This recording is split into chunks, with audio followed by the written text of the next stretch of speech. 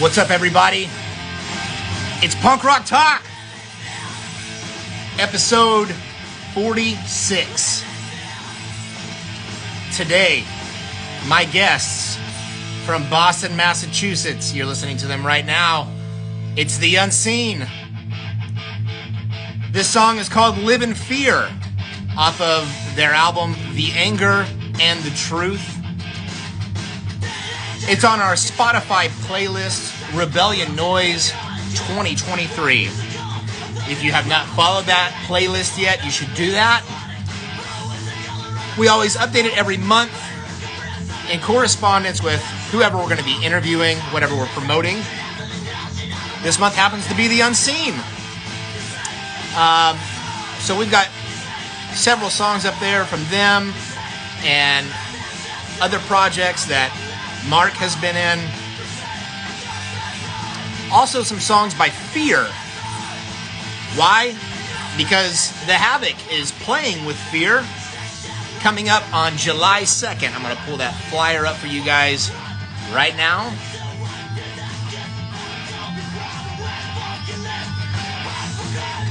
There it is.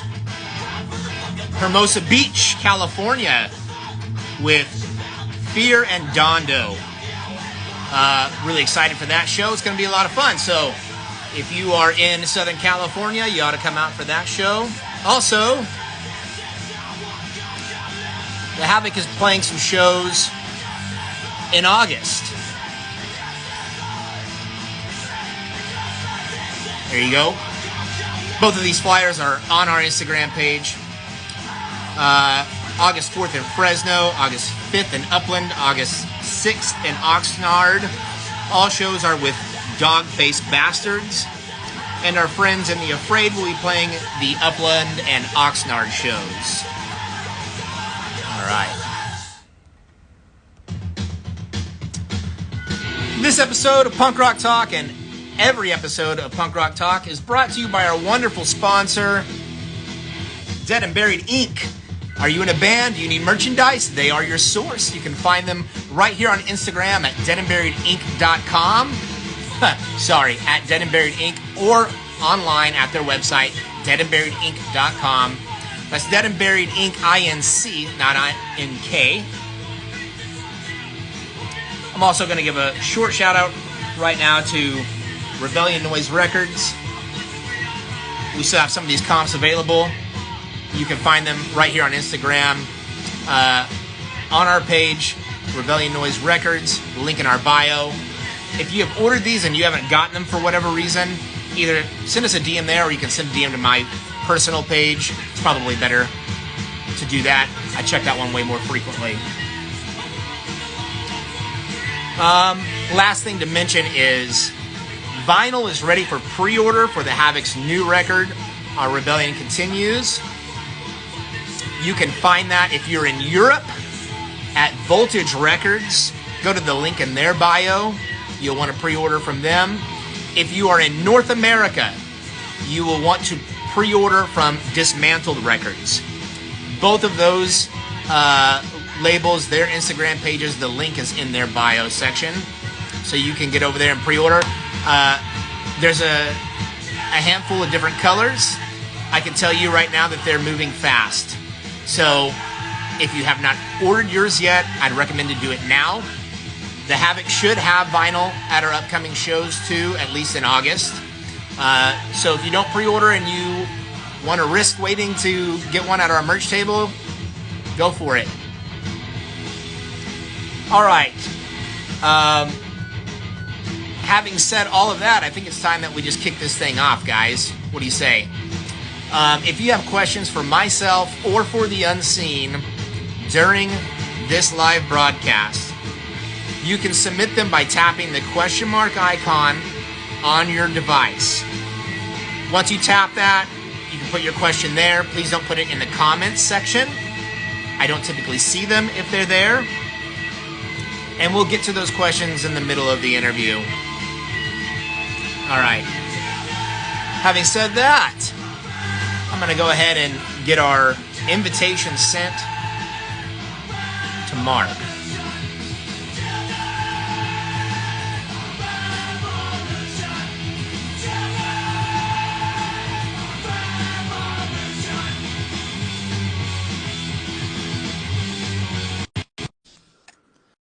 All right, invitation has been sent.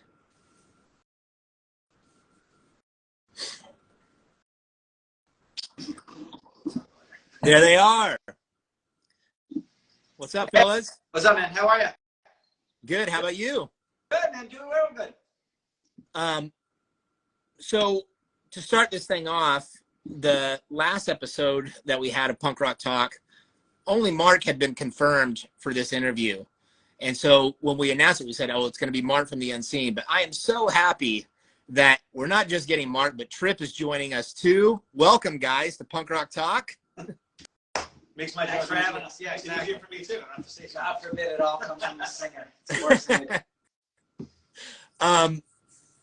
Guys, there's so much that we could talk about. And one of the things that I love asking each guest is kind of what the early days were like for them before they were a band. You know, what was it like as a kid getting into the punk scene? You know, what led you to that? What led you to picking up an instrument? Tripp, you want to start off with that? Yeah, we grew up in a really boring suburban town outside of Boston in the early 90s, I guess. At this, so they were basically, back then, you were either into sports or you weren't. We weren't.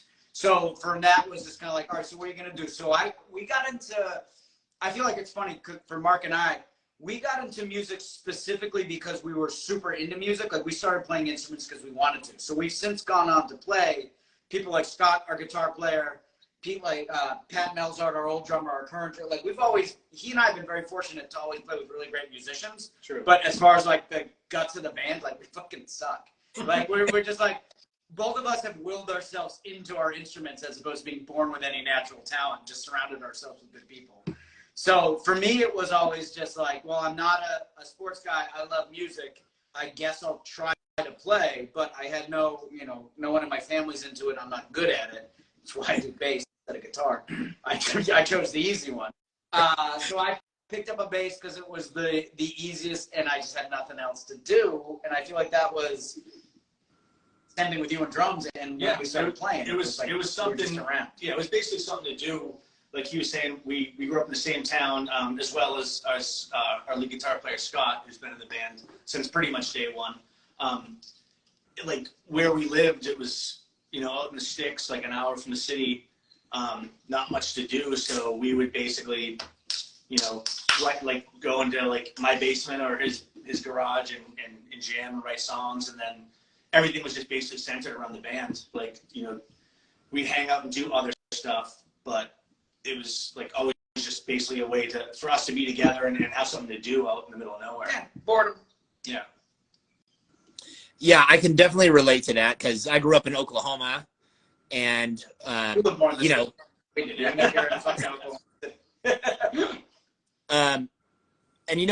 there's something that took place in my life as a teenager that always stuck with me. I just thought it was like so peculiar, and I always wanted to find out what it was about.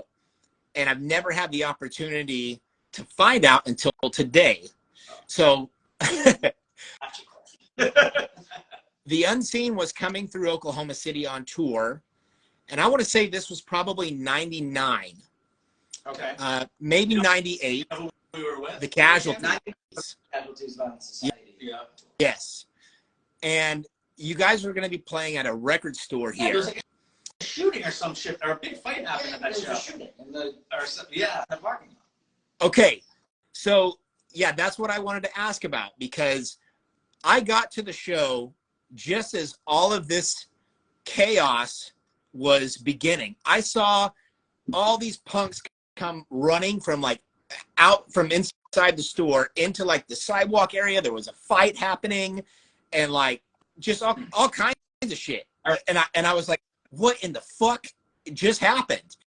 And then like, I don't remember if the show resumed or not, but I think it had something to do with our friend Adriana, who was selling merchandise for Violence Society. I think some guy was being like a dick to her or something, and then some, I don't know, and then basically violence ended up happening. I don't know who started it, but it was like a bunch of, it was like, it just turned into a big melee. And then I think they were going to come back and shoot the place up as well. Oh, maybe that was the threat of gun violence. There was a lot of threat of gun violence. Okay. It was touring before the internet, and this is going to be a grandpa moment, but it is a very different. You know, we used to advance shows. We're not that old. We used to advance shows by letter. Like you would, back then it would like you would find somebody's address at Book Your Own Fucking Life, and you would write them a letter, which again sounds insane to say it out loud. And then you would drive, and about an hour before you got there, you would pull over. This is going to be education for half your audience. And you would call that person on a payphone. Again, something that doesn't exist anymore. And we'd say, hey, remember we wrote your letters. We've been talking back and forth. You wrote a letter. They wrote back. Then you got their phone number. You talk. You go on tour. So you have like some kind of confirmation. But that was it. Like this idea of like the way people communicate today versus how you communicate. Like it was very common to set up a show with some dude you'd only talk to maybe twice. And those 2 times would have been like 8 minutes. So the idea that we would do a record store thing, show up, call them an hour before, get there, something weird would happen, everything would fall apart. Like, oh, we'll just find some other place to play. We'll all drive down. Because we did that a couple of things that when venues got close on that. Too. Yeah, we would just drive to spot. Like, it's like, oh, yeah, like somebody's got a garage. Everyone's just going to another venue. Yeah, somebody's grandpa's in the Knights of Columbus, and we have the keys. We'll do a show there. Like, that happened a lot back then, which wasn't awesome. Like, I'm not even romanticizing it, but it was convenience. And it was just the way shit happens. So when that show took place, you know, I think I was probably 17. And older. We were probably, I was probably like 20, 21. You guys were probably like 18, 20. Yeah. Yeah. And so I think you guys were touring off of So This Is Freedom. Yes. Yep, you're right. Yeah, I would have been the tour for that record. Okay. So at that point, like, again, this is all pre-internet, and like exposure with bands was way different back then. You know, like the only way to kind of see what the band looked like was if they had pictures in their record, or if there happened to be like a magazine ad promoting a record or a tour or something, and there was a picture of the band or whatever. And so at that show, I was like, okay, I'm curious to see what this band looks like in person, and like who's doing what. Go on. But that show kind of fell apart, and I was like, well, that fucking sucks, because I really wanted to see this band. Then the next time that I heard that you guys were going on tour, you weren't playing in Oklahoma. The closest place you were playing was in St. Louis, and I can't remember the name of the venue, but it was an exceptionally larger venue compared to playing record stores. And you were on tour with Anti-Flag at that time. Okay. That would have been the one that was right next to a weird strip club. Oh, yeah. Is it like a dirt parking lot, right? Yeah, it was a large high-rise stage, and there was like several people. I don't know, it had to have been at least a few hundred people there. Yeah, and like crazy like Bud Light lights. I remember that because that was where when Ampeg hooked me up. Because they're out of St. Louis, they dropped it off in that parking lot. We played there more than once. That's cool. Yeah, they were very very brief period. So I wanted to see the band, and I was like, fuck, I'm going to have to drive to St. Louis for this, 8 hours away from here. Mm-hmm. And I was like, well, I'm not going to do that trip by myself. I need to ask some friends, like if somebody can come or whatever. And like, for whatever reason, like all of my close buddies that were into punk or whatever, they just couldn't do it that weekend. So I ended up asking this guy that I went to school with that I knew that was like also punk rock, but we weren't really friends, like just kind of pass each other in the hallways. I was like, dude, do you want to go see the Unseen with me in St. Louis? He's like, fuck yeah, man, we'll split the gas. It'll be cool. Can I stop you there for 1 second? How is it possible that you knew a dude that was into punk rock in Oklahoma, but you weren't friends? Like, that's so that's weird. Wild to like. We were friends based only on the fact that we maybe had heard, like, it was like the pool was small. Yeah. So not a ton. So same here, but when I was in high school, I was so introverted. Okay. I did not care to talk to hardly Oh. anyone. I didn't care, you know, who they were. Gotcha. And so like the guys that I was friends with that were also punks were like the same guys that I went to elementary school with and grew up with, and we just kind of got into it together. You got into But this guy was like, I think he was a couple years younger than I was. So like, even though I'd pass him in the hallways or whatever, like we just weren't, I mean, we weren't buddies. Gotcha. That's cool. I get it. Yeah. Well, for us, it was a little bit more that like same team. Like even if you weren't friends, it was like, oh shit, like this dude's just not gonna fucking bully us. Like, Right. No, Sean, keep going with your story. You drove 8 hours with this stranger. Yeah, I drove 8 hours with this dude to go see you guys play, and Scott was the first person that I saw like in the venue. He was just like kind of walking around the venue, and I was like, okay, I recognize Scott. And so I said, hey, what's up to him? You know, whatever. And that was cool. But then like the thing that was so cool for me was once you guys finally took the stage, I finally got a full picture of like, okay, this is how the band performs. Because at that time you guys were doing the switch off thing, which I thought was so interesting and unique for the band. And it added this whole other level of like, oh, cool. Like this show's more interesting because I'm seeing these guys like tackle different instruments throughout the set. And like, you know, you guys did that for years. Yeah. And I mean, I thought it was so cool. And then of course, you know, things changed. Mark, you ended up just becoming more the front man and not playing drums. But I'm just curious, like, since you were, you know, starting off behind the drum kit and all of that, did you, you know, ever start to miss playing drums? Do you still play drums? Is that like a part of your world at all now? Not really. I mean, I do miss it sometimes, but I never play. I work a lot. I own a company, so I'm always busy working. But I did enjoy playing drums, and I agree with what you were saying before. It was like a unique thing. Like there wasn't really any other bands doing that at the time, like switching around instruments. Like, all right, this guy's gonna play bass now he's gonna just sing, and now this guy's gonna play guitar, and now the drummer's gonna sing. And but when we didn't really switch around as much as Paul just played a bunch of different shit. We all true. But then at one point, when we had Chainsaw in the band. Oh yeah. At one point we were a 5-piece, and then we just all switched around. Like you would just sing, and then like I would play bass. So it's No, I think it started like again. It kind of goes back to what we were talking about earlier. Like it started out of boredom. Like a lot of our inspiration is just like, fuck, we're bored. Let's do something new. So Paul was a multi-instrument. He was, again, like I talked about earlier, Mark and I have been really good about surrounding ourselves with more talented people. He could do a lot of different stuff. So that just kind of bred to that in practice. And then it was like, again, punk rock should be about spontaneity. And especially at the time for how small the scene was in Boston, like, it wasn't a performance every time. Sometimes you were figuring shit out on stage and no one cared. Right. So we would do that, and then I hate to use the term, but it almost came a little bit like a gimmick. Like people bought it. It made things interesting, and we got good at doing it fast. So we should keep doing it.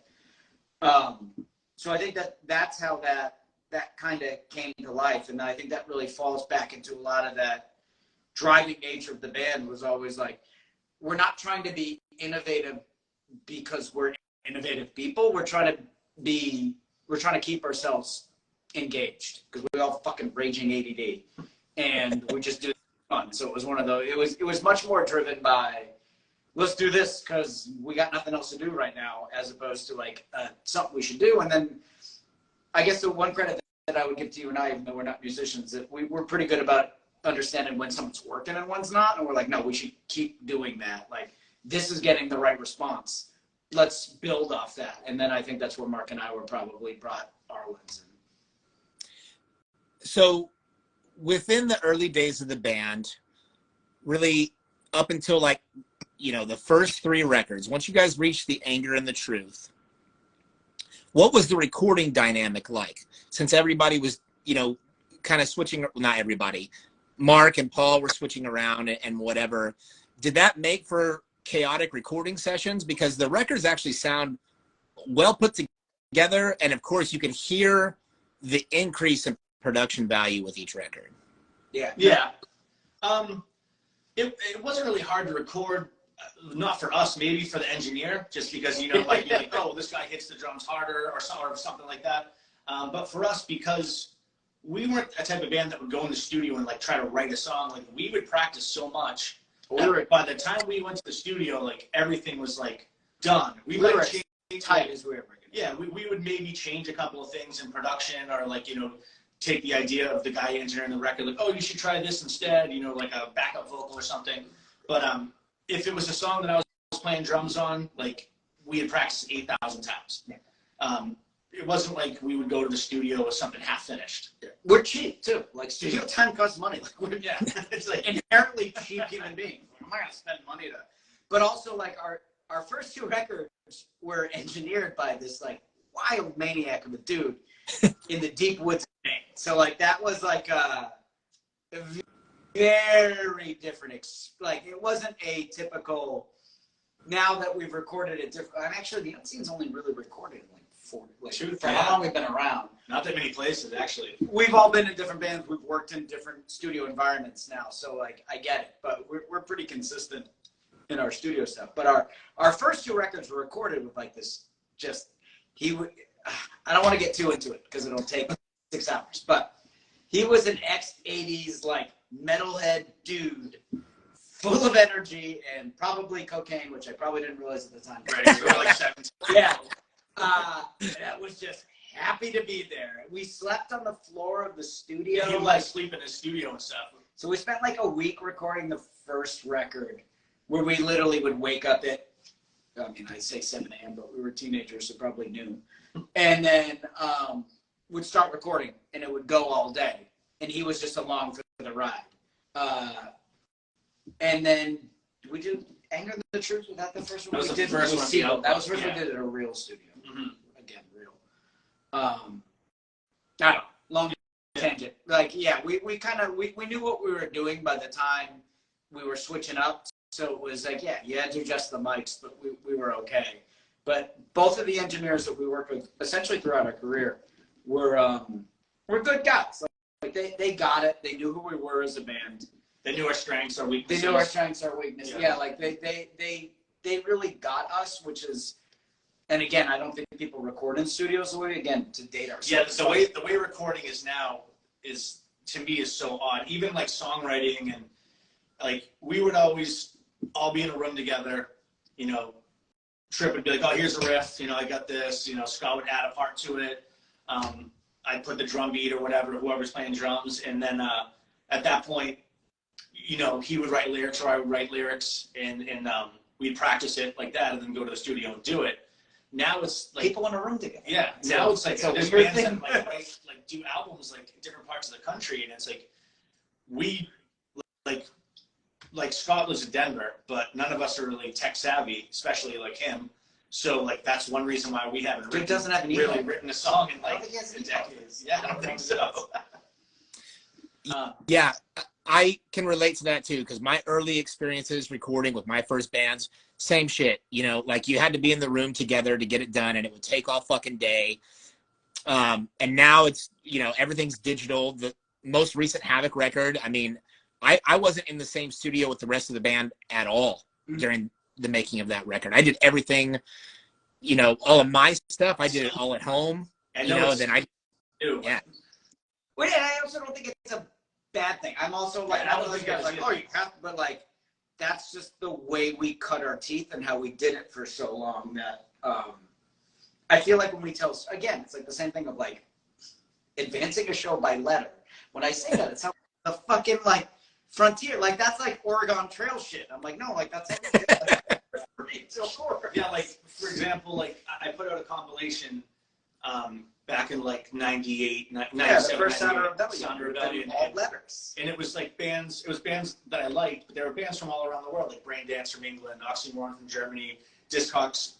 And I literally would like get like Helena Voice 7-inch, like, oh, Oxymoron, here's their address, like literally write a letter to the band and be like, hey, like you're coming to Boston soon to play a show, blah, blah, blah, but I have a record record label and I want to do a call, but you want to do a song? Literally like a month later, I would get a letter back. Yeah. Oh, that sounds cool. Blah blah blah. Like we'll send you the songs, and then Here's my phone number. Like, That was like a big it took like a year to like put that together because I literally had to wait for letters from all over the world, and then artwork and vice versa. Whereas now you just send an email and they could probably send you a file and here's your artwork, here's the song, boom.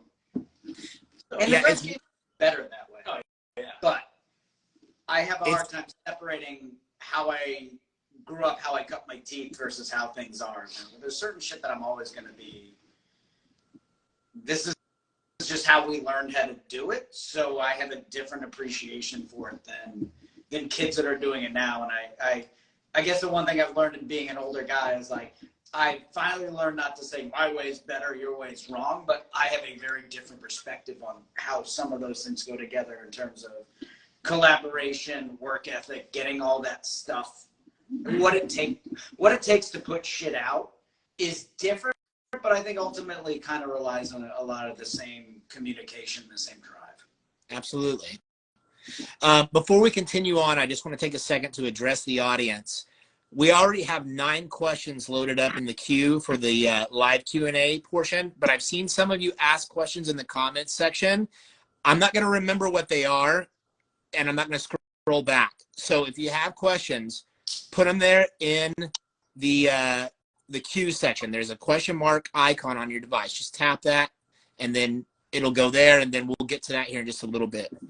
Continuing on, I actually want to go back a little bit to what you were talking about with the first 2 records. It's interesting, the guy that you said engineered it, and his background, because those records definitely sound darker, just in vibe and like tonally. There's just something about them that sounds a lot darker than the band's material after that. Once you guys hit the Anger and the Truth, it's like somebody was like, okay, I'm going to brighten this whole thing up and push all of the power to the forefront that is kind of getting buried in these other records. And I remember the first time I listened to The Anger and the Truth, from the first, second Live in Fear started and the drums come in, you can just feel the power and the large vibe that's about to hit you. And I was like, man, this band just upped their game so hard with this record. And I just, by the time I got through the first track, I was like, this is going to change everything for this band. I think it was just because at that point, a third record, so we'd recorded, we'd done 2 albums, we had done a couple other like small sessions like for 7 inches, and so we had gotten better at, we were tighter. Yeah, we had gotten better at actually like knowing how to record, being prepared for the studio, and also just as a unit at that point, that's when we really were like starting to tour nonstop. So we were just so tight. I mean, again, we lived in the same town at that point. We were all in Boston, still living in the same town, just in the city at that point, or at least most of us. And again, we just were practicing all the time, touring all the time. So we were just. But that was also the first record with Jim, right? Yeah, and also that was our first album. The first 2 records were. It's funny because I listen to them now and I think they sound fucking awful. Oh, same. But at the time, like, that was considered good production. And again, like, I'm dating myself, but back in the mid-90s, production was very, very dependent on the studio you were in. The place we recorded was incredibly affordable for a punk band for what you got. And again, I talked about this, and I love this guy to death. He was a maniac. Like, he had no idea what the fuck he was doing. So like you hear those like those drum. I actually love that when on Children, the big drums. Like I think that record sounds so good for the first 8 seconds, and then the vocals come in. It's like, what the fuck? Like, it's bad. That guy was figuring it out as he went, and we were figuring it out as we went. There was also a few times where he was like, all right, we have to stop. I can't see the board anymore. He would get so fucking shit-faced. Like, I can't see what I'm doing anymore. Right. Like, let's go look at your porn. This guy's porn while he's upstairs. He had an amazing porn collection in 19. And again, this is to date myself. There was no internet. Like, yeah, everything was in a magazine back then. Pornography magazine. Again, sounds great. Yeah, I remember back in those days too, like being on tour, you stay at some punk guy's house and like you go into the bathroom and you just see the massive stack of porn magazines and they're just like, we just hit the jackpot, baby. But yeah, the third album, like he was gonna say, that's when we did our first album at the studio, The Outpost, and the guy is incredible. It's not there now. I don't think he's really doing anything anymore, but he did almost everything that came out of Boston and a bunch of other stuff as well for years. He did probably, 7 or 8 Dropkick Murphys albums. He did like all the Death Before Dishonor albums, all the Blood for Blood albums, our stuff. So it was like Bosstones. Yeah, Bosstones. Everybody around. Sugar's Copper Blue in 1991, one of my favorite alternative albums was recorded there, which is a weird cross section, but he didn't engineer it, but it was done because the drum sound. Oh, okay. It was Husker Du's sound guy was the engineer on that. Mm-hmm. Understands drum sounds because Grand Hart rules. And they did that. Like I don't know the history behind that, but that's like it's got history. The room has history. Yeah, just the guy was really, really good and wasn't into like hardcore or punk music at all, but somebody just found him and used him, and then other people would hear it and be like, "This sounds fucking amazing." For the amount of spending, yeah, and it was local, like, way cheaper than a Boston studio. The studio was like a half hour from where we all lived, so it was easy to go there. And yeah, like because we never did anything at Q Division, we never did anything at Fort. Like there's a lot of like famous Boston studios that I would have loved to record at, just based on my heroes recording there, but it was always like, it's kind of expensive, and we got this dude in Stone that's better. It's cheap, yeah. And it's cheaper. Again, we're cheap. Well, I think you know what you were saying before about at that time when you guys went in to do The Anger and the Truth, like the band was just so tight live, and it sounded like the band was just firing on all cylinders with that record. I love that record still. And then a little while later, you guys are touring a fuck ton. Yep. The band's getting bigger.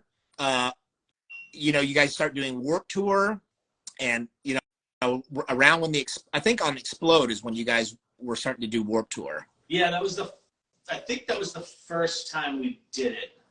Although we might have done like a week or two for Anger and the Truth. Does no one reference Warped Tour on Explode?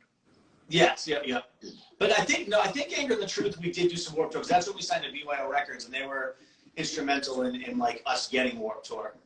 Yeah. Other people did not like for us, but the reason we did Warped Tour, and the reason why I liked it, I mean the tour itself is terrible. It's it's the longest day you could ever imagine. But we had toured so much with the same fucking bands that, I mean, granted we love these guys, but it's like we were always on tour with like Anti-Flag and the Casualties, and it's like playing to the same people. We'd come through Minneapolis, we know we're going to play to 100 people, the same 100 people every time. And after a while, it's like, well, if we want to do this for a living, that's what we wanted to do, like we gotta somehow get bigger. And Warped Tour did that for us, especially in like smaller towns. Like if we were going through like Kansas City, or like Lawrence, Kansas, or something, or Des Moines, fucking we always do get Boise, shit like that. Like you go and we go to maybe Boise, Idaho, and play to like 100 people, and then we do Warped Tour and maybe play to like a couple hundred people. So then the next time we went back there on our own, there would be newer people. 108 people. We got 8 new people. Yeah, and some of those people would find out about like underground punk rock because of a band like us, or like say the Casualties playing Warped Tour. Yeah. Whereas again, this is kind of when the internet's in its infancy and becoming more popular, but it was just hard to find bands really. So if you lived in the middle of fucking nowhere, and a band like us or again like the Casualties came through, you'd be like, oh wow, I've never seen something like this. Like I thought Pennywise was punk rock, or a Bad Religion, but I've never heard something like this or seen something like this. And that's how some kids like actually got into underground punk. So yeah, I mean, I will just cap that with like everything I said, like boredom. We got tired of doing the same show over and over again. This seemed like an opportunity to do new stuff. I had no delusions of like, we're there spreading the message of like Warped Tour is Warped Tour. It is what it is. But it's a means to an end for a lot of different stuff. It put money in our pockets, allowed our band to continue, like Mark said. Yeah, you can't continue with no money. It allowed a lot of people to find cool shit. I look back at the first Warped Tours we did, and that fucking now, in retrospect, at the time, I'm like, these bands suck. In retrospect, I was like, oh, the headliners are great. It's like Alkaline Trio, Tiger Army, Dropkick, like all bands that I now like that at the time were bigger. So we were like kind of thumbing our nose at it. But it's a means to an end. We were like everything else. We get bored doing the same thing over and over again. We wanted to try something new. This was an opportunity. We took it. No regrets, but I don't necessarily. I don't ever want to do it again. But no regrets. No regrets at all. No regrets, but I'm glad that part of my life is over. I remember when a lot of that was starting to happen for you guys, I was so stoked because, you know, I'd been a fan of the band since the early days, and being in a band myself, it's like, you know, you're always working to grow whatever you're pursuing in the hopes that it's going to last longer and it's going to do more for you.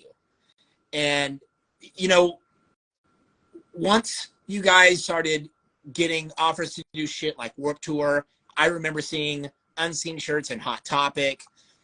Then you start hearing a lot more people shit talking the band. Like, oh, they're selling out, whatever. But if you go back from the first record until the last record you guys put out, the sound is consistent. The anger is still there, track after track after track, you know? And so I was always like, what the fuck are you guys talking about? They're not selling out. They're just getting better opportunities. Did that shit ever get under your skin? I just want to, like, defend the shit talkers. Like, I get it. I would do the same thing if I wasn't. Like, I'm punk enough to be like, I would totally too. Like, I don't feel like I need to defend the decision. It was literally like, yeah, we're going to keep doing this. I would like a little bit more money, please. Hot Topic is willing to sell the shirt. It was, what's his name? Good shirt. Benji wore the shirt. Oh, yeah. Or the sticker. I don't remember what the fuck it was. Oh, yeah. Like, we were so gentle to money, but never really had money. Right. But I also don't care. You know what I mean? Like, I totally get the shit talking, and I don't shy away from it. And I, again, like I said, I would do the same thing if I was not in the Unseen. But on the other side of the fence, I also don't care. Like, I was like, yeah, we were trying to do this. We were touring constantly. We were writing music. We were continuing to put out records that I stand behind. Yeah. We were trying to get bigger and play in front of bigger audiences and go on tour with bigger bands and, you know, maybe be on MTV or be in Hot Topic or fucking Best Buy or whatever, but still try to be us. It wasn't like we changed our image or our style to do it. In fact, we got offers. We got weird. The music industry like adapted to us at the right time. Yeah, we were basically we were in the right place at the right time for a lot of the stuff we did. Yeah. I've got.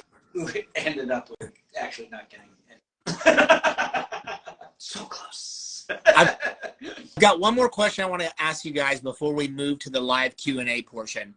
So I'm going to address the audience real quick. Again, if you have questions for myself or for the Unseen, you want to tap that question mark icon on your device. You can put your question there, and we're going to get to it real soon. So around this time, there's also the departure of Paul, and you guys get Pat in on drums. And I remember when that happened, hearing Pat play for the first time, I was like, fuck, that guy's a good drummer. Right? Like, way better than me and Paul. Just super solid. And the drum fills went to a whole other level too, which I really appreciated as somebody that has always wanted to be a drummer and never got the chance to.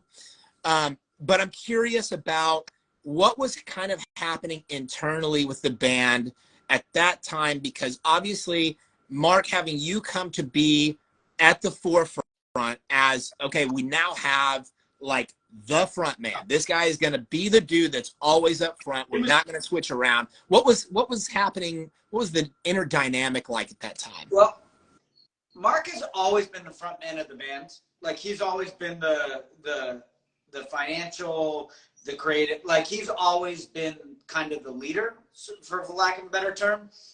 He was just on the less visible instrument. So like in terms of, and he's also like, he's not a great drummer. So like that to me was not like a big, and especially like when he was singing on the earlier records, like those songs always got the biggest response out of the audience. So in terms of Paul leaving, which we can get into, the idea of having a consistent front man, it was easier. Oh, it was easier. Yeah. No, we should have had it. Like it was, we almost were a victim of our own success. And the gimmick of being all frontmen was good, but you kind of need that one person. It was a natural progression. Like first off, I want to say one of the things that like I always liked about our band is the diversity. I like bands that have more than one singer, like the Restarts or Rancid or fucking whoever, you know, Defiance. And Tripp is always saying a lot of songs, and it was a natural progression because Pat had joined while Paul was still in the band. Paul didn't really want to play drums much anymore. So when originally Pat joined the band, he was coming on tour with us, and he was only playing like 5 or 6, whatever, like X amount of songs. Yeah, it was a like, very I would play drums. I would play drums for like part of the set. Back, we should have just had Pat do the whole fucking set. It's so much better than you. But then when Paul left, it was just a natural progression because it was like, all right, at that point, like yes, Tripp had sang, you know, maybe 30-40% of the songs. It was always split up fairly evenly between me, him, and Paul. And now that we were losing, a guitar player, we're like, okay, well, we'll just get another guitar player and we'll stop all the switching around. Tripp can still sing his songs. I can do the backup vocals in the songs he's singing, and we'll have a better drummer play drums. Yeah. And looking back, I wish I sang less because I think I'm like, I don't care about singing. Like I like writing lyrics. I'm a writer by trade. That's like what I do professionally. So I really like writing lyrics. But I actually listened to Explode on the way over to do this today because I was like, oh, just in case we talk about any shit. Those songs are. The songs I sing are good, but they would have been better if you sang. You know what I mean? It's like, I like them. And again, I do like the diversity. I like the diversity of like not everything sounding the same. It's like it's the same band, but it's got a different twist on it. Yeah. And if you want to get into like Paul leaving, we still love him. You know, we have been friends with him for 30, probably you longer. What, 35 years maybe? We were friends in 7th grade, and I'm very old, so Again, we had just been on, together in a fucking van for years. Too much. And he was getting a little burnt out on it, and he wasn't really interested anymore. And it just wasn't working. Like he wasn't interested. He kind of wasn't pulling his weight doing certain things. And I'm not talking shit. Like, again, I love the guy. And I'm not perfect. I've made mistakes in the past, and I'll own up to them. And it just wasn't working out, so we just kind of had to. And the last record, when we did Explode, he wasn't really around much for the songwriting. He was coming like less and less. And me and Scott were carried. Yeah, it was basically me, Tripp, and Scott, and Scott and Tripp were living together at the time, and just in their basement, like writing the songs. And a lot of times he just kind of wasn't showing up. He probably had stuff going on in his own life, which happens to all of us.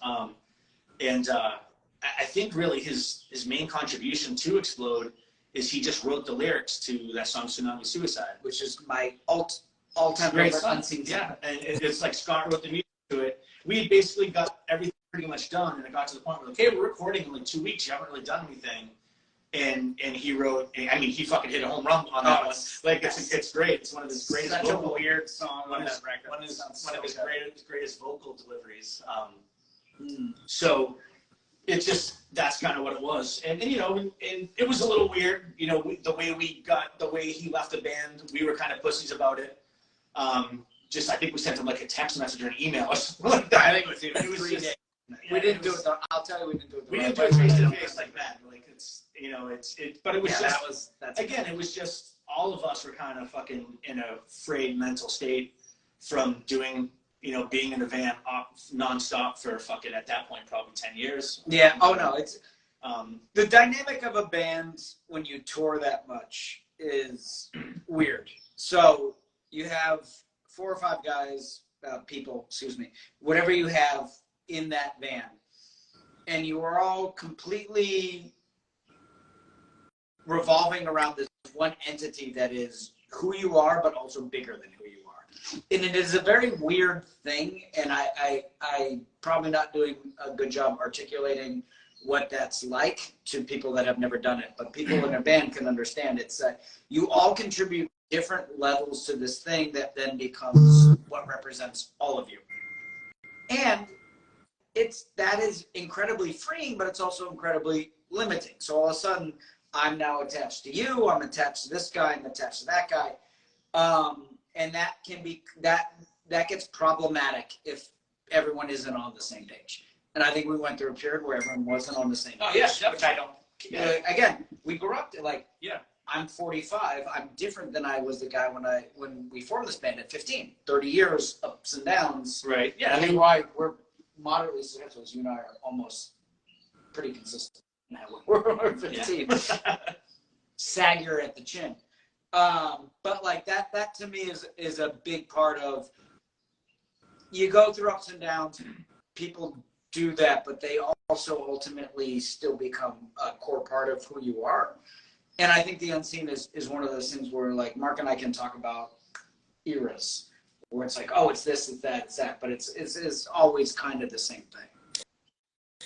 Well, I'll say real quick, shout out to Paul. He and I are friends on Facebook, and I've talked to him here and there. I don't know if he's watching or if he will watch later or whatever, but anytime I've talked with him about the band or whatever, he's always had something really positive to say about the band and about everybody. Oh yeah, it wasn't. Yeah, I know that the love is definitely still there. It's not a bad thing. Yeah, no. People grow, people change, but it was never a bad thing. Yeah, it was just time to move on. Basically, at that point, it was just again like just shit going on in people's lives, yeah. And to be fair, we were going through like that was right at the point where we were doing the drive. Like we were doing that. Like, oh, we want to expose ourselves to a bigger audience. We were making a conscious effort to push the band in a certain direction. And again, not in a way that was unnatural for the band, but it was a moment of like, we're doing this. Is everybody on board? And I don't know if Paul was ever on board with that, which, yeah. Yeah, people go through phases. I mean, Tripp went through a phase where he kind of wasn't playing with us for a little yeah. bit. Oh, it's just, yeah. What kind of? I wasn't on. There was like 3 tours. Yeah, yeah. It was just he just had to step away for a bit just to fucking regain his sanity. Yeah, I was mentally not doing good and I didn't want to tour. So it was like, all right, cool, guys, everyone do your thing and we'll find our way.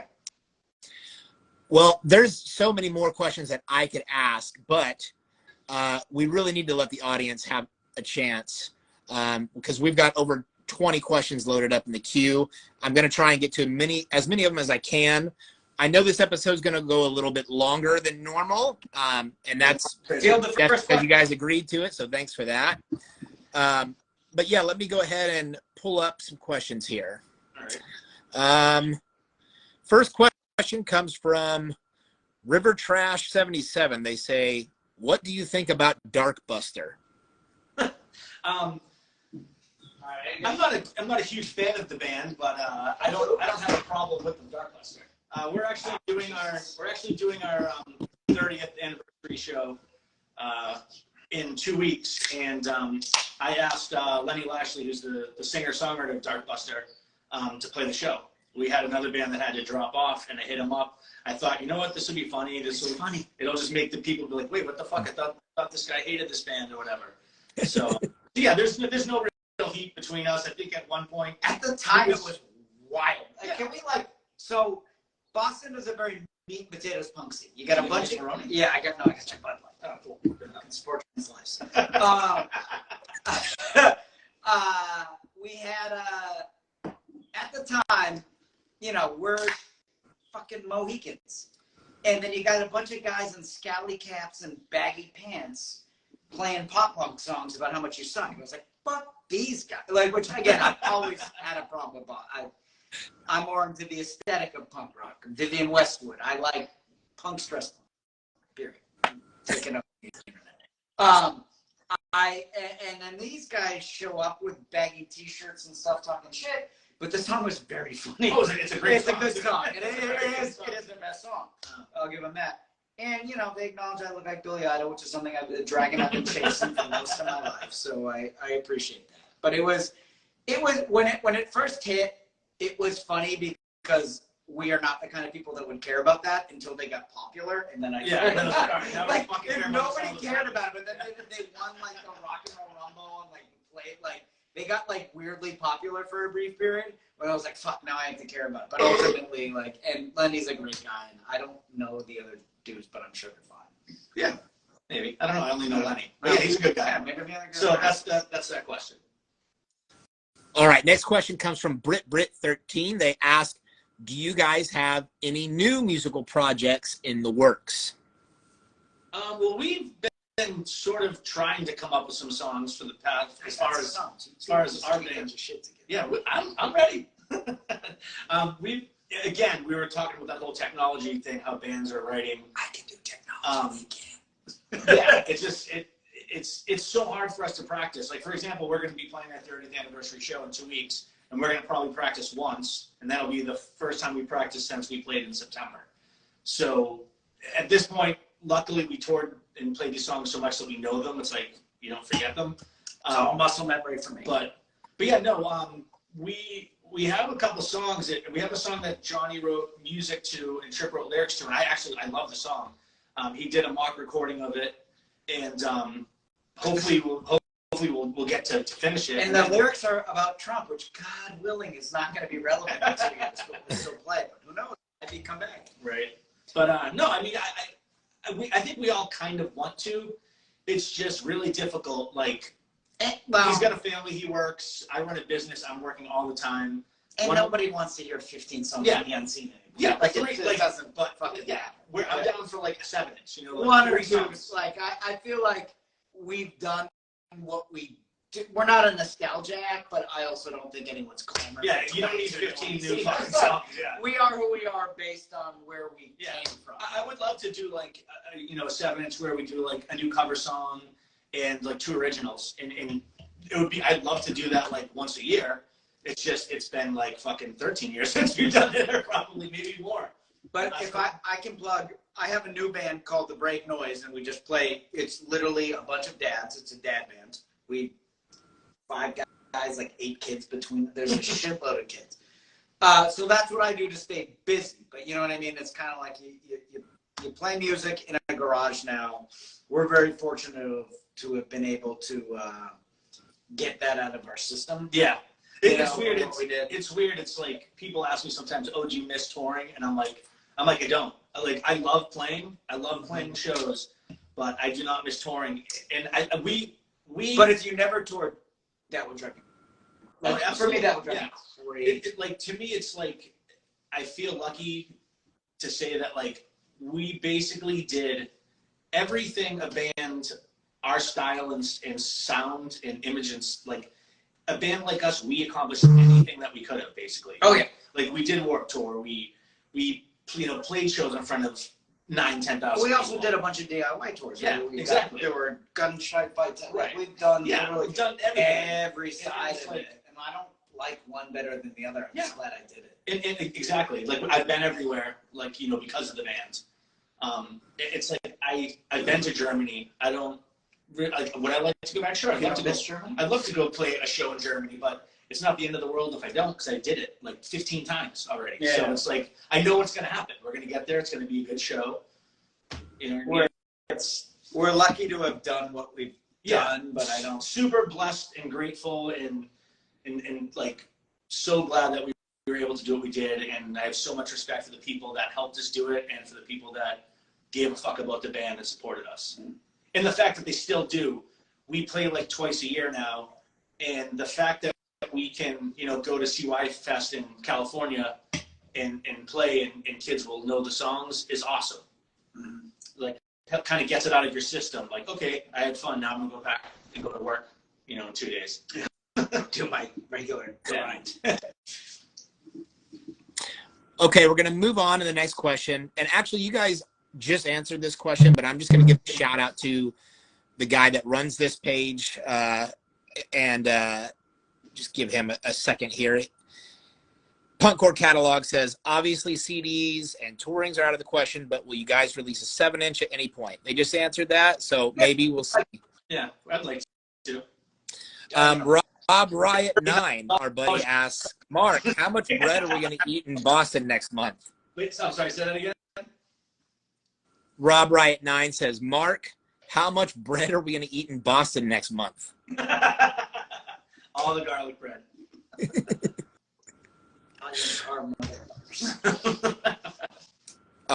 All right, Rotten Stitch 666 says, was anybody in the band not as ready to slow down as you guys were? Well, I mean, I think when I first stopped touring, I think I was probably the first, and I think that's actually probably been a narrative throughout the band. But so let me give my perspective, and I actually would like to hear your perspective. We did the band for a long time. We started as a garage band. We made it our job. And for anyone that's ever done your art as a living, it is a weird transition because it's great. It's a big win. Like, this is what you strive for. But when your art becomes your job, that is also a fucking monkey's paw curse. Yeah. You know, some Twilight Zone shit where you're like, this is everything I've wanted, but guess what? Now what you love is your job, and that creates some weird shit. So we did that. We got the monkey's paw curse. We did well. We toured for a lot. I had some stuff going on in my life. I mean, personally, I was like, I think I understand the trajectory of how far a band like the Unseen can actually, like, right. Financially, I was like, there's only so far we can go because we are a legitimate punk band. And then other stuff happened, blah, blah, blah. So I was like, hey, gang, I want to not tour constantly. I'm going to go back to school. I'm going to do this thing. I'm looking at a different path. Band was not willing to not tour that much. Totally understandable. So I was like, great. I'm going to step aside, do what you need to do. Just keep me involved because we started it together. And that was like 2 years post whatever that last record was, 2008, 2009. Right. Yeah. Doesn't matter. So curious to hear so that was me. I'd always wanted to do the band. Well, that's not true. We started the band and we're a fucking garage punk band. We're for high school students. And then we, for whatever reason, kept going. At the age we should all be getting jobs, and we're not getting jobs because we're doing a punk band, which I think is fucking awesome. But there was a part of me that was like, well, there is ultimately a deadline on this, which I think is, I'm a very pragmatic person. I'm like, I don't know how long you do this professionally, which was always ticking in the back of my dumb brain. And then we just ran that timeline way longer than most people do. And then I got to the point where I was like, I'm uncomfortable with the way the band is currently structured, the longevity of it, that I want to explore other financial options. Yeah. And I say at that point, it was kind of sort of all beginning to, like, not crumble, but like get a lot of cracks in it. And I'm not a great business model. Yeah, exactly. A professional. We were so used to doing it though, that, you know, the rest of us didn't really want to stop. We talked about it and we're like, no, we want to keep playing. No shit. And maybe he'll change his mind in a month and come back. And he did come back, but we wanted to keep it going, especially because at that point we had signed to Hellcat Epitaph Records, and that's when we were kind of getting like an even bigger push than we were getting with BYO, which was a big push also. Money on so we're like, let's see what happens. We want to keep doing this. I wasn't ready yet. I'm a total control freak. I'm not really anymore. I was very bad. Like I think you're not anymore. No, not. I mean, I don't even care if we have merch when we play shows. That was the point. Now we're poor. You're not a control freak anymore. We've made no money. But no, I mean, so we did go on, and playing without him was weird because we started the band and me, him, and Scott, and it was a bad time for everybody. I was reflecting on it in like a lot of my lyrics, which people may or may not even know on the albums, and it was like it got bad. That was a weird bad time for everyone, but I don't get why. Is this just not age? I don't know, but I mean, I think it was just late 20s. is a weird age, right? Because it's like you're that weird, like you think you're an adult, and now right. people in our mid 40s, like they're not. Everyone that's in your late 20s that thinks keep talking. Yeah, keep talking. Because I feel like we were all in a weird headspace. Yeah, we were, I think, but we didn't have a right. Like, really looking back, I was like, and we also didn't really communicate with each other about it. Well, I would be like, hey, let's talk. But back then, it was like, yeah, whatever, we'll deal with it. Fuck it, I'll book another show. Everyone will never say anything. They'll show up. Like, yeah, let's keep it bottled up. That's actually that's a very New England Yankee thing to do.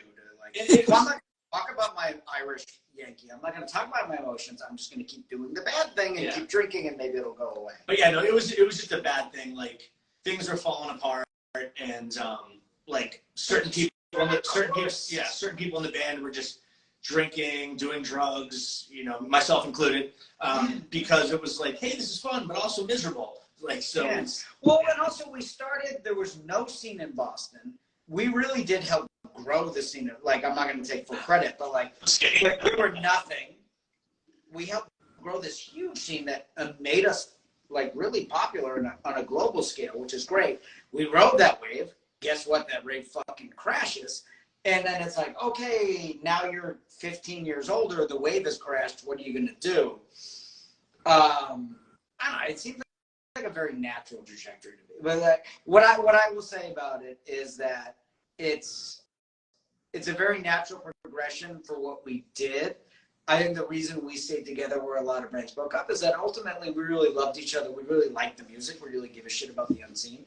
So all the stuff of when we were the 15-year-olds in the basement versus the 22-year-olds on Warped Tour stage versus the 45-year-old people, the 25-year-olds this versus the 45-year-old guys doing a 30-year anniversary where we're playing like 200 people, whatever this town is.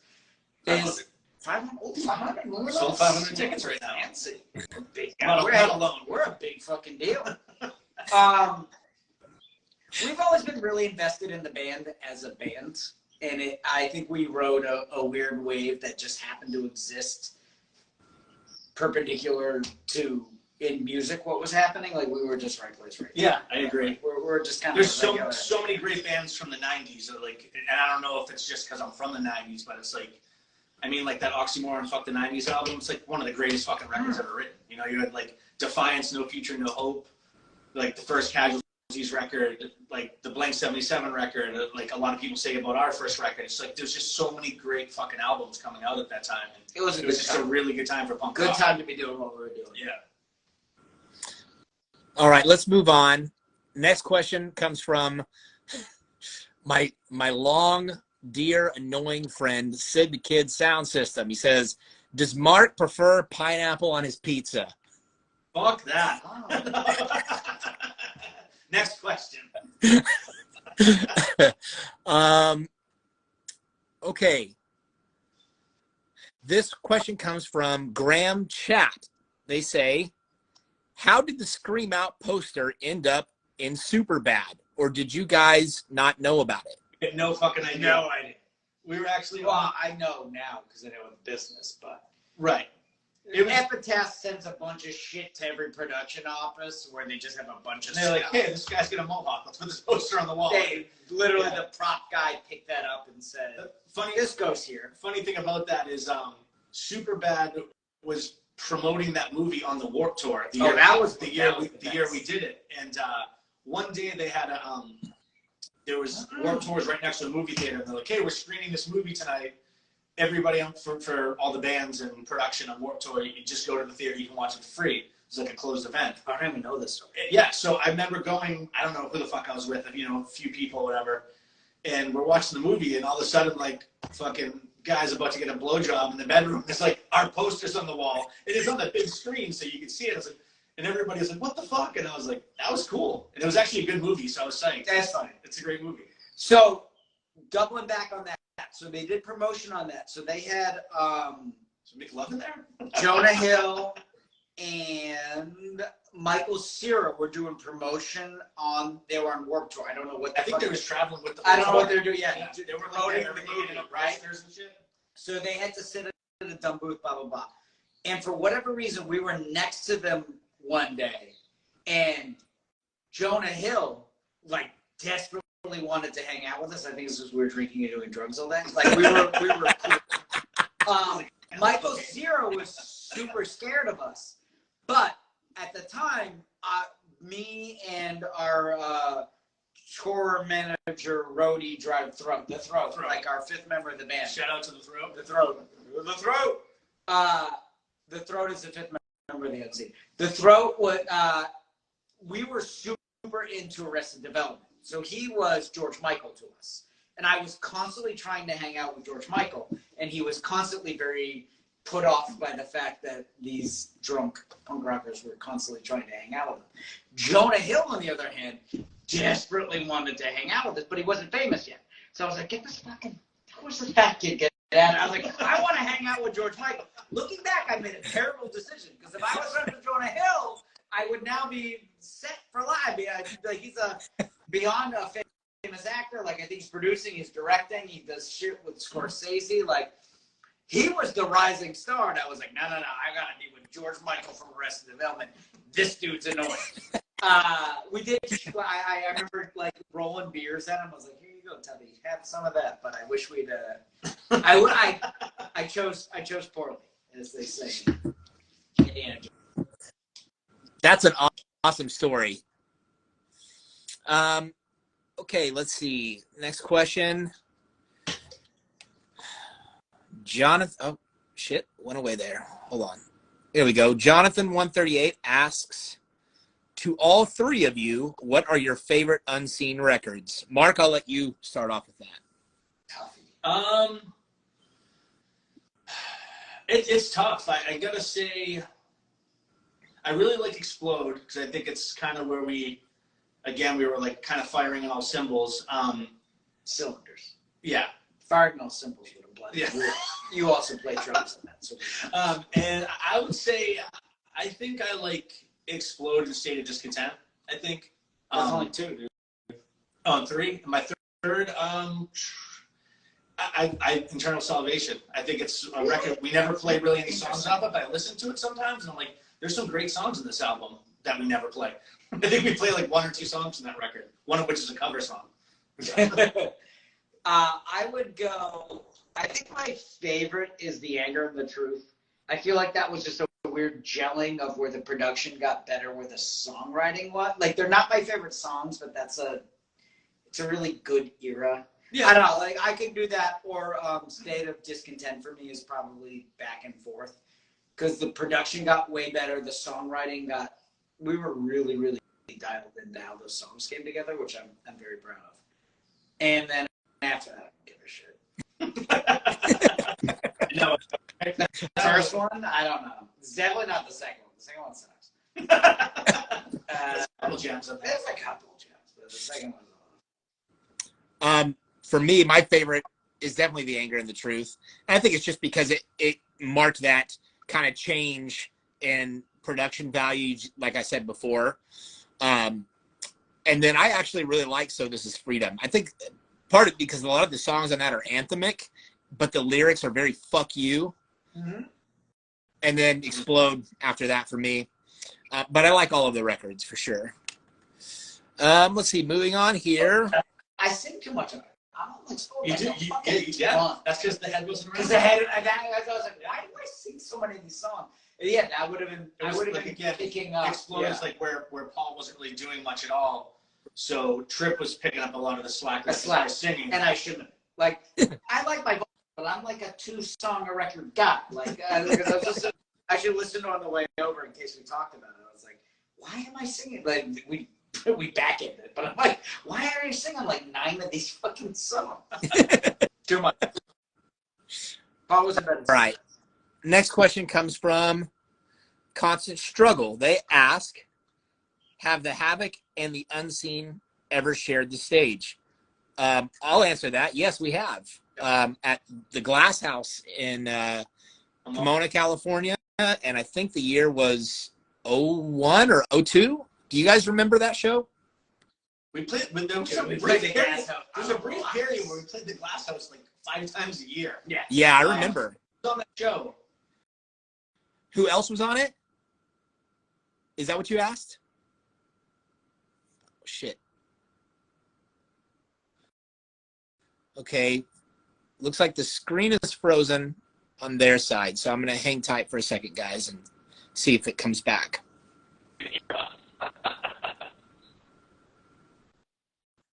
Oh, there it is. They're back. There we go. We lost you guys there for a second. So Glass House, who else was on the show? I honestly don't even remember what other bands played that show. But I do remember that you guys were having issues with your guitar head. I think it was Paul. So you asked to use ours, and we were like, yeah, of course. And then he used ours, and ours got fucked up somehow in the middle of the set or something. Oh, that's kidding. But it was still a good show, and it was a lot of fun. Yeah, the Glass House was a great place. Is that place still around? Yes, it is.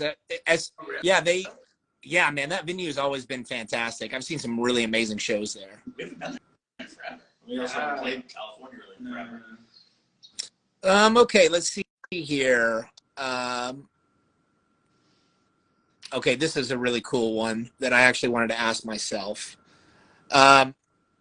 One Order of Mangram asks, hopefully asking about self-destruct is already on the question list. So yeah, Mark, Self-Destruct, 1 7-inch, great songs. What was that process like for you? Because, you know, you had always been involved in different projects outside of the Unseen. But that one was unique. Like, the songs are really cool, and there's just the one release. Yeah, I think it was, again, I think that was kind of at that point where things were kind of weird, Paul and stuff. We weren't doing as much musically. Maybe a couple people were going to school at the time, so we weren't really touring as much, and so we just kind of wanted to do something else. And I don't remember, I had played in Global Threat before, so Self-Destruct was like 2 guys from Global Threat, 2 guys from the Unseen. Everybody at the time was living in the same town, Alston, part of Boston. And we just, I don't remember exactly how or why, but we just, fucked around. I don't know if it was my idea. It might have been like Pete and Scott's idea. I don't even remember, honestly. But to me, it just sounds like a combination of Global Threat and the Unseen. Yeah. It's like slightly better bass playing and not as good drumming or something. Like it's fucking right here. And also it was Pete, so no. But I will say, I think it's, when I listened to that 7-inch, we recorded it the same studio where the Unseen was doing all of our albums at the time, the Outpost, and it was done right, I think it was either right before or right after we recorded Explode. So to me, it sounds very similar to the Explode album. Let me give you an outsider's view. It's exactly where Scott and Mark were going as songwriters. I can see that. Because we don't, Pete and Mike really added anything. To me, it really accentuates, as someone who wasn't part of it, it accentuates where Mark and Scott were growing as songwriters, and then the other thing, just do that because you guys are also the 2 main songwriters for this. So yeah, it could have been some of those songs probably very well could have been or might have been on Explode. Oh, for sure. Because again, it was during the same time frame. Definitely within 6 months. And also the scene back there was very incestuous. We hung out at the same bars. We were all in the same bands. We all had sex with the same people. It was a lot of there was a lot of crossover back then. But yeah, it wasn't like a big we're starting a new. Yeah, it was basically meant to be like a side project. We never thought we were going to really tour much because I think at the time Pete, the bass player, was going to school. It was just kind of something to do.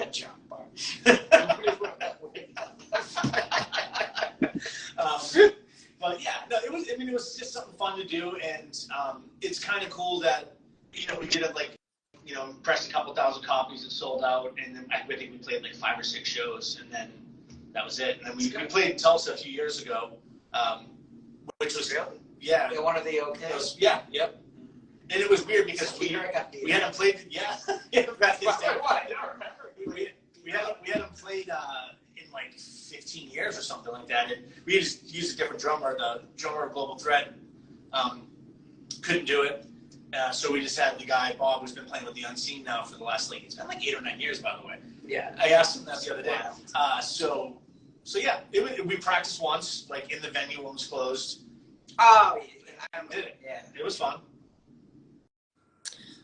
All right. Next question comes from Wani Fuck Guy. When you guys will come to Indonesia, Jakarta? I do not think so. You can come to California to see us. Yeah, I think it's probably a lot cheaper for you to fly in and establish. It's like we're not a band that functions for profit. So like that doesn't going to places that are very far away require a lot of work and a lot of time. money and a lot of time and as mentioned throughout this interview, we're living off our laurels now. So it's like, and don't expect to see like no one we're playing and come see us and start a GoFundMe and we'll dedicate a song, but we're not out there looking to spread the Unseen's message at this point. We are right. We are. Okay, let's see. We got a couple more. Let's see here. Rotten Stitch 666 again. He asks, what was the writing process while touring so much? I think we just we would be on tour, come home from tour, and be like, "Hey, we'll see you in a couple of weeks." We've hung out enough for the last 2 months, and then we'd just get in a room and someone would be like, "Oh, I have this." Like, we always wrote a lot on our own anyway. Yeah. Like people came to the room with a song, pretty much done. And then the other 3 guys would pick it apart and make it better. Yeah. Like, oh, that part sucks. Let's do this here. Yeah. Or whatever. And, you know, it might be music that I would take home and write lyrics to. And yeah. So it was, there wasn't, I mean, not like we never, like, collaborated, well, like, in the same room, but a lot of times it was like, here, I have this, let's work on it. But you came to the room with something done, which is also, like, I don't know if that's different for other bands because I've never been in another band. But, like, this notion of like, oh, you're on the road, so you're not writing at home is like, you have more time on tour to write than you do anywhere else. So if you're just literally sitting there with an acoustic guitar and an unplugged bass like we were, it was kind of like, you have all the time in the world, you have more time to write. So we never got frustrated by that because that's how we wrote. If someone comes in with a nugget or a kernel of the song that we all fixed. All the other questions that were in the queue, I've kind of skimmed through them, and we've pretty much touched on all of them. So if you ask a question and I didn't pull it up, it's not because I'm ignoring you. It's just because we've already touched on that. Having said that, we're kind of winding things down here, guys. But before I let you go, I did want to ask Mark a little bit about ADD Records because we haven't really touched too much on that. About a year ago or so, somebody that I'm friends with on Facebook, Instagram, whatever, they had posted this TikTok video that was literally like a Mark Unseen timeline of all the records that you had been involved with, whether performing on them or releasing them. And the video's fucking hilarious because he's basically talking about how like Mark Unseen was the hardest working person in punk rock in the 1990s and early 2000s. Have you seen that video? I have not. No, I'd like to see that. That checks out. I mean, you're yeah. You're a hardworking dude. Yeah, I was always like, I mean, part of it's because of my ADD. Yeah, I was like, always if like, you're on devices, you'd be fucking miserable. For me, like, as far as the band goes, I would, business was kind of my main thing for the band, you know, like obviously helping with songs and stuff, but also like the guy that dealt with the booking agents, the labels, stuff like that. But actually we were talking about ADD Records, whatever. So it was just something in the 90s. I started booking shows mainly because I wanted our band to be able to play good shows. So yeah, you became a booking agent as a way to make the Unseen. Like, oh, you know, like if I book the Discogs, the Unseen can play with the Discogs. If I book Oz Rotten, we can play with Oz Rotten, like whatever. And then I had this idea for a compilation where I loved punk comps, you know, which is probably not really a thing Which is anymore. like again, that's like the fucking payphone. It's like an outdated idea. But there were so many great punk comps, like when I got into punk, like all the like the UK ones and stuff like that. And I had this idea where I was like, why not do a comp where it's like 3 songs for each band, so you're almost getting like an EP from you know, a bunch of different bands. So I just decided 10 bands, 3 songs each, 30 songs. And international. Yeah, and international and bands that were doing stuff like at the time for our genre of music.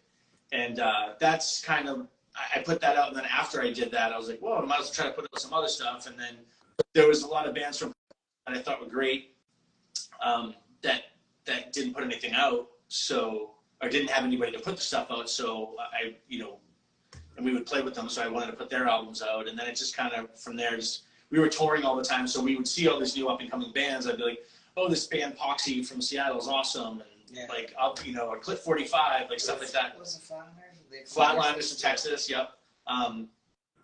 So it was just kind of something that interested me, and it was a way to like kind of help get newer bands out there, you know, bands that were like in the same genres as bands we would play with, same audience. So when I'm on tour, I can sell their records, because somebody that likes the Unseen is gonna like Clip 45 probably. You know, it's like, it's a picture of a bunch of kids with mohawks on the album cover. You guys have mohawks, cool, I like this, let's check it out. You know? No, you're always good about supporting the scene, but also supporting Mark Symmetries. Like it's a nice, this is what you need for a label. But that's actually literally, like, I joke, but it's literally what you need for a label. Someone that's invested in the product as much as making it work. Because you get a bunch of these labels, we're gonna put your shit out, and then you have 4,000 fucking copies of a record sitting in a basement, which is annoying.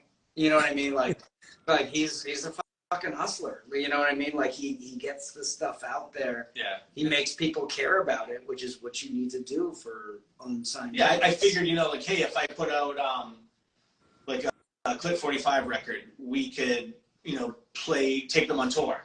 Yeah. You know, help sell the albums, stuff like that. And then the record, like, I just stopped doing it because it was a lot of work. And then the industry started changing too. It was harder and harder to sell albums. I wasn't being paid by distributors, so I was just basically putting shit out and not getting paid, sending out like 500 records and never getting paid for them. So I just kind of was like, all right, yeah, it got to the point it was too much. But looking back, it was something I liked doing for a while. It's a weird business model in this day and age. I've got one last question that isn't Unseen related, but it still has your involvement, Mark. You've been a part of a couple of other bands, Ashers and Tenebrae. I hope I'm pronouncing that correctly. And I'm just curious, when you were taking on those projects, what was the intent? Was it, I just want to do something with some friends of mine and just put out some new music, or I want to start another band and hopefully tour more, or what was your mindset? Ashers, I was looking to tour with, because it was kind of right when the Unseen had stopped, deciding, like, we're like, all right, we're not really going to do it anymore. And I was like, oh, you know what, I still want to do it, not as much, but maybe, you know, like half the amount of time I was doing. So, and we did like 2 or 3 US tours. We went to Europe. Yeah, you guys. So we did a good amount of stuff. And then Tenebrae was something where a friend of mine, he was like, hey, do you want to do some stuff? And he was more of like into hardcore and oi and stuff. And I was like, yeah, it could be a little bit different. It might be fun. That band was we never really had plans to like tour a ton. Just kind of like put something out and you know, maybe tour for like a week or something, which we never did. We just did basically local shows around New England. Very cool. Well, before I let you guys go, is there anybody that you'd like to give a shout out to, or anything that you want to promote or announce? We'll play in CY Fest in September, which will be fun. We have our 30-year anniversary show coming up July 15th in Boston. Awesome. And it was a show put together and wanted to kind of have bands that we're friends with, that we've done stuff with in the past. Blink 77, band that we've been playing with since almost day one.